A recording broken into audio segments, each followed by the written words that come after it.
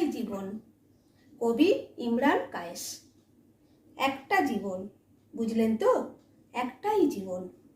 একদিন সকালবেলা জানালাটা খুলে দেখবেন বয়স হয়ে গেছে।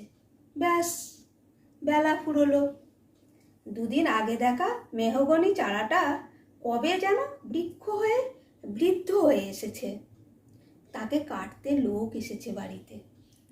পাড়ার বড় দিদিদের বান্ধবীদের দল বিয়ে করে কোথায় কোথায় চলে গেল সবাই। সারাবেলা কাশত যে বৃদ্ধ লোকটা, তাকে সবাই মিলে কাঁধে করে নিয়ে চলে গেল একদিন। সদ্য গোঁছাটা লাজুক ছেলেটা ঘর ছাড়লো, পাড়া ছাড়লো, ইউনিভার্সিটি গিয়ে আর ফিরলই না কোনোদিন। বাবার হাতের দিকে তাকিয়ে একদিন চমকে উঠলেন। এত বয়সের ছাপ, এত কুঞ্চিত চামড়ার দল, কবে জমলো এসব?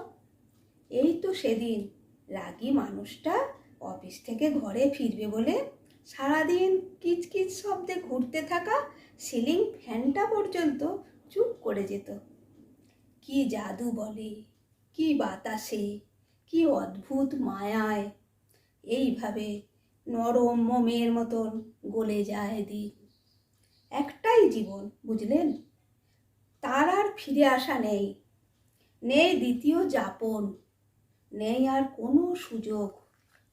দয়া করে বাঁচুন, বন্ধু হোক, ঘুরুন, দার্জিলিংয়ের মেঘে বসুন এক সন্ধ্যায়, কাঞ্চনজঙ্ঘায় রাখুন চোখ, একটা নরম কাঁথা গায়ে জড়ান, সমুদ্রের ঢেউ আর এক ফোঁটা আলোর মুখোমুখি হয়ে ভাবুন এক অলৌকিক অভিজ্ঞতার মুখোমুখি হয়েছেন আপনি।